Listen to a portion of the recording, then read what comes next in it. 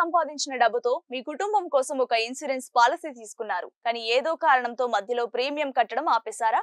అయితే మీ policy lapse అయిపోయినట్లే. అంటే రేపు పొద్దున ఏదైనా రిస్క్ జరిగితే మీ కుటుంబానికి ఒక్క రూపాయి కూడా అందదు. పైగా మీరు ఇప్పటి వరకు కట్టిన డబ్బులు కూడా వెనక్కి రావు. కానీ భయపడకండి, ఆగిపోయిన పాలసీని మళ్ళీ యాక్టివేట్ చేసుకోవడానికి అద్భుతమైన మార్గాలు ఉన్నాయి. పెనాల్టీలు ఎలా తగ్గించుకోవాలి, మీ పాలసీని ఎలా కాపాడుకోవాలో ఇప్పుడు చూద్దాం.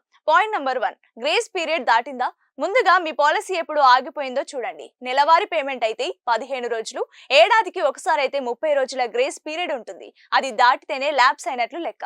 Point number 2, renewal period. చాలా కంపెనీలు పాలసీ ఆగిపోయిన 2 నుంచి 5 ఏళ్ల లోపు మళ్ళీ యాక్టివేట్ చేసుకునే అవకాశం ఇస్తాయి. దీనినే రెన్యువల్ అంటారు. పాయింట్ నంబర్ 3, పెనాల్టీలు ఎలా తగ్గించుకోవాలి. ఇక్కడ ఒక సీక్రెట్ ఉంది. ఎల్ఐసి లాంటి సంస్థలు ఏడాదికి ఒకసారి స్పెషల్ రెన్యువల్ క్యాంపెయిన్స్ నిర్వహిస్తాయి.